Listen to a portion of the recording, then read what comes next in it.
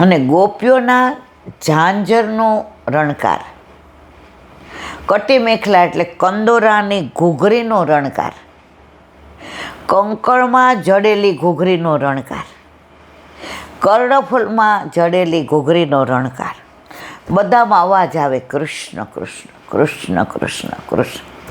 પ્રભુ કે કેટલો પ્રેમ, પ્રેમની પરાકાષ્ઠા.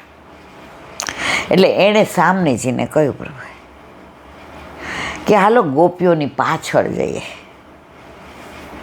ધ્યાન પડશે એટલે ગોપીઓની સાથે થઈ જશું. રાધાજી તો માનું નહીં. એ કે મને બહુ ઊંઘ આવે છે. તો કે હું જાઉં છું. હવે પ્રભુનો વિરહ સહન ન થાય, જાગીરી કે હું આવું છું. હવે ગોપીઓ બધી નવા નવા વસ્ત્રો, નવા આભૂષણ ધારણ કરીને હરિયશ ગાવતી ચલી વ્રજ સુંદરી, નદી યમુના કે તીર. યશ કોનો ગાતી હતી? હરિનો, ઠાકોરજીના. અને માગતી હતી શું? નંદ સુતપતિ. રાધાજી કે આપણે જવું નથી ને આમને જવા દેવાય નથી. અને પ્રભુ કે ના, આજે તો મારે જવું જ છે. પ્રભુ પરમ ચતુર સુજાન છે. તમારા ઘરે તમારા માથે બિરાજતો તમારો ઠાકોરજી ઠાની લે ને કે મારે આનો આ મનોરથ પૂરો કરવો છે, તો એ કરે છે, કરે જ કરે છે. એમાં કોઈ શંકાને સ્થાન નથી. આપણને બધાનો અનુભવ છે. એટલે ઠાકોરજી તો હાથ પકડો રાધાજીનો, ચલો. પણ રાધાજી વૃષભાનંદિની હતા ને, કીર્તિ કન્યા હતા ને. રાધાજી કે જવું નથી ને પરાણ લઈ જાય છે. ગોપીઓ અમારી પાસે આવે કે અમે ગોપીઓની પાસે નથી જવું, મનમાં થાય ન. એટલે પ્રભુએ સીવી હસ પકડ્યો તો ગોપીઓ આગળ હતી. તો રાધાજી ઊભા રહી ગયા. પ્રભુ કે કાવ ભયો? એ કે ઝાંઝર પડી ગયો. પ્રભુ કે ઊભા રહ્યો, અહીં હું ગોતી આવું. પ્રભુ સમજી ગયા. ઝાંઝર હાથે કરીને પાડ્યું છે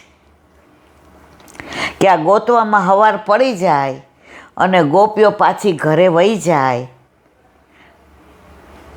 એટલે આ માનુનીને આવવું નથી. પ્રભુએ ઝાંઝર તરત ગોતીને ચરણમાં પહેરાવી અને રાધાજી ઉચકી લીધા. ઓલી જે ગોપીઓ આગળ વહી ગઈ હતી ઉચકીને ગયા. રાધાજી સોનોજી સોનોજી, ત્યાં તો ઠાકોરજી પહોંચી ગયા. હવે સામનેજીના શ્રીઅંગની સુગંધ અને ઠાકોરજીના શ્રીઅંગની સુગંધથી ગોપીઓ સમજી ગઈ કે પ્રભુ યુગલ સ્વરૂપે પધારે છે અમારો મનોરથ પૂર્ણ કરવા. તો ઠાકોરજી જ્યારે તમે અંતર્યામી છે, કાંઈ પણ મનોરથ કરો છો, એન કેન પ્રકારેણ પ્રભુ એ મનોરથ પૂરો કરે છે, કરે જ કરે છે. એમાં કોઈ શંકાને સ્થાન નથી. મનોરથ અલૌકિક હોવો જોઈએ. પછી આમ આપણે મંડાણા હોય ને, આ દીકરીના 10 છોકરા જોયા પણ કોઈ હા નથી. જોજો ને પ્રભુ. પ્રભુ કે મેરેજ બ્યુરોમાં જા ને, મને હું કામ કે મેં તો નક્કી કરેલું જ છે કે એનું ક્યાં થવાનું. તને મારા ઉપર વિશ્વાસ નથી. જો પ્રયત્નો કરવા જોઈએ. બાકી બધું પ્રભુએ જોવાનું. આપણે ઇન્ટરવ્યૂ દેવા જઈએ તો પ્રભુ સિલેક્ટ કરાવે ને, પણ આપણે ઘરે બેઠા બેઠા. ઓલો એક ભાઈ હતો ને, એ ઠાકોરજીને બહુ માને.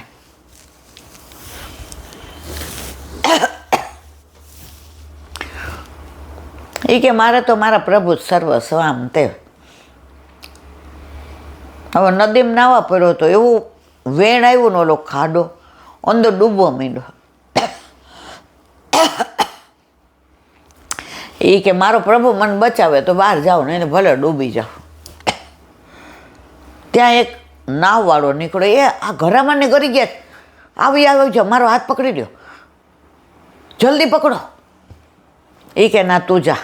ઓલો કે આ તો ગાંડા જેવો લાગે છે. ઓલો કે રે. ત્યારે કિનારા ઉપર એક ભાઈ ઊભા હતા. એણે જોયું આ તો ધરામાં હરર અંદર જાય છે, અંદર પડ્યા. એ કે મારો હાથ પકડ. ના, એ કે મનમાં કે મારા પ્રભુ બચાવશે. એક ઝાડની મોટી ડાળ જાડી આવી, તરાપા જેવી, એની આજુબાજુ જ ફરે. એ કે જા, મારા પ્રભુ પહોંચી ગયો લીલામાં. લીલામાં આટલો દ્રઢ વિશ્વાસ, આટલી મારી નિષ્ઠા આપણામાં, મારા ભરોસાને તોડી નાખ્યો પ્રભુ. પ્રભુ કે ગાંડા, નાવ તને કોણે મોકલી હતી?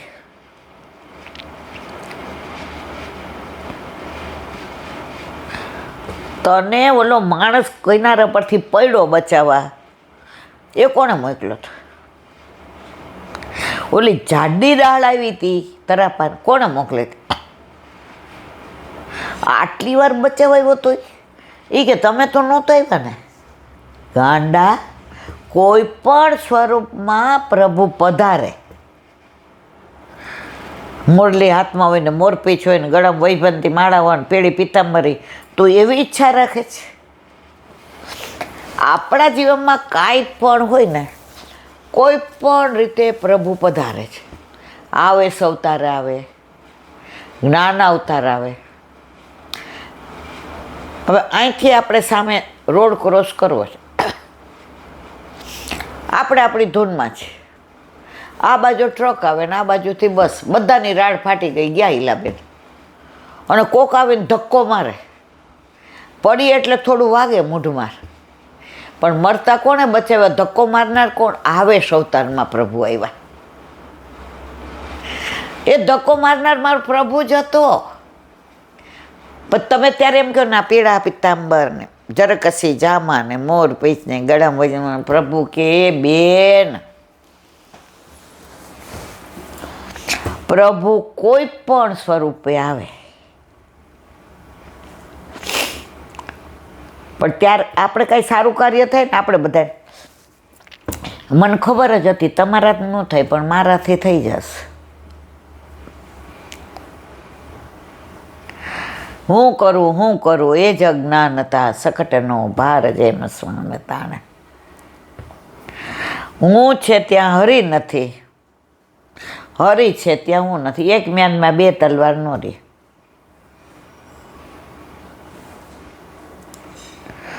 પેલા નરહરી જોશી, એણે વલ્લભને પૂછ્યું કયો માર્ગ મોટો? કર્મ માર્ગ, જ્ઞાન માર્ગ, ભક્તિ માર્ગ? વલ્લભની વિચક્ષણતા જુઓ. અત્યારે તો જે આપણે ધર્મ પાળતા હોય ને, આપણે બધાને કહીએ જ મોટો. આ વૈમનસ્ય એમાં જ સર્જાય છે. વલ્લભે જવાબ કેવો સરસ આપ્યો. જેને જે ગમે એ માર્ગ એના માટે મોટો. જો જેને જે ગમે એ માર્ગ એના માટે મોટો, પણ મારા મતે ભક્તિ માર્ગ મોટો. આ વલ્લભની વિચક્ષણતા. વલ્લભે ક્યાંય વ્યર્થ વાણી વિલાસ નથી કર્યો. શાસ્ત્રાર્થ કર્યા ત્યાં પણ ઓથેન્ટિક બધી વસ્તુ કહી છે. અને આચાર્યની પદવી મેળવી છે. પુષ્ટિ માર્ગ જેવો એટલે કે માર્ગ નહીં. બધાય કે તમને ભગવાન પાસે લઈ જાઓ. વલ્લભ કે કળિયુગમાં મારો જીવ ભગવાન પાસે સુધી પહોંચી નહીં શકે, એટલે ભગવાન જ તારા ઘર પધરાવી દો. અને તો આપણે કહીએ ના અમારા ઘર નહીં રે ત્યારે. પણ તકલીફ પડે ને એટલે આપણને કહે ઠાકોરજી પધરાવા છે. એટલે મને એની હિસ્ટ્રી ખબર હોય કે હવે કેમ પધરાવાય. હું કહું તમારી ઈચ્છા હોય ત્યારે પધરાવો. પ્રભુ સાધન નથી તકલીફ પડી એટલે પધરાવો. પ્રભુ તો આપણો ત્રિલોકનો નાથ છે. એની સેવા કરીએ છીએ એમાં ઉપકાર નથી કરતા. જેમ શ્વાસોશ્વાસ ચાલે છે એમ સેવા કરવાની છે. પણ અત્યારે આ દેખાદેખી ના પૈસા ને દ્રવ્ય ને આ બધું સાંભળે ને ત્યારે થોડીક વાર મન વ્યગ્ર થાય. પછી એમ થાય કે સાંભળો શું કામ. ભલે તમે નથી બોલ્યા, બીજાએ કીધું એટલો સમય તો તમારો બગડો, બીજું તમારું મન બગડ્યું. તમારા મનમાં શંકા કુશંકા થવા માંડી. હાય હાય આવું થઈ ગયું પતન. કોઈ કાંઈ વ્યર્થ વાણી વિલાસ કરે આપણે એક જ વસ્તુ કહેવાય. ચલો આપણે નાના એક વાત કરીએ. આટલા બધા ફોન આવે કે સાંજે વૈષ્ણવ મળવા આવે. મને એમ થાય ને પાર્ટી ખોટા પાટે ચડવા માંડે. ફોનમાં તરત એમ કહું આ બીજા વૈષ્ણવ આવ્યા છે મૂકું મારવાલા પછી મળીએ. વૈષ્ણવ મળવા આવ્યા હોય ને જેવી લોકો કરવા માંડે મૂકું મારવાલા હવે અંદર જવાનું સત્સંગમાં જવાનું. યુટ્યુબનો સત્સંગ બાકી છે ને. જો તમે ઠાની લીધું છે ખોટો વ્યર્થ વાણી વિલાસ મારે સાંભળવોય નથી ને કરવોય નથી તો તમારો એટલો સમય બચે ને એનોય બચે. પણ આપણને સૌથી વધુ રસ ભાવતો હોય તો નિંદા રસ. ઓલા કેટલી હાય હાય એવું થયું તું મને કાં કોઈ કીધું નહીં લે તું રહી જતી હતી સાંભળ. હવે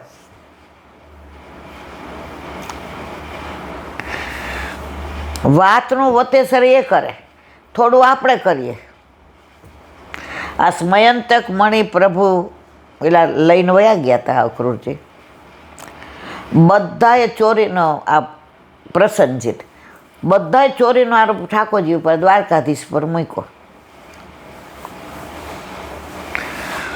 આખું ગામ કહેવા માંડ્યું દ્વારકાધીશ આવું તો ન કરે ને કાંઈ સ્મયંતક મણિ ચોરી લેવાય.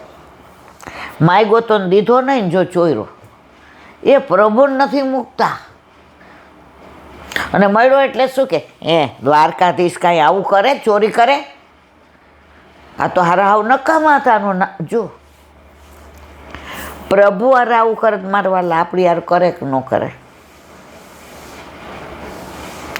રાજી થવાનું પણ આપણી દ્રઢતા નહીં છોડવાની. કોઈથી ડરવાનું નહીં. આપણા વલ્લભ ઉપર પૂર્ણ વિશ્વાસ રાખવો.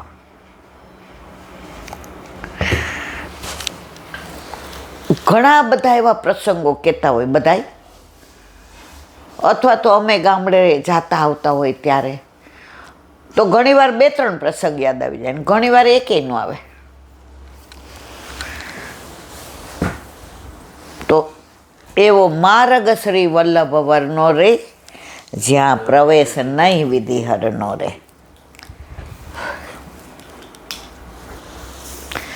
વ્રજ વિહાર નવનીત પ્રિય શાસ્ત્રીને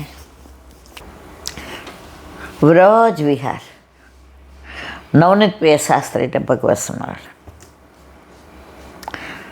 અત્યારે જ્યાં જઈને આવ્યા ત્યાંય વ્રજની વાતો કરી, રસ્તામાં ગાડીમાં વૈષ્ણવ સાથે વ્રજની વાતો કરી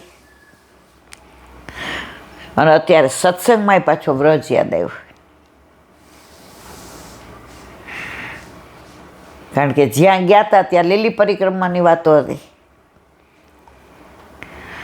એટલે પાલ નજરે તરવા માંડ્યા ને ઠાકોરજીને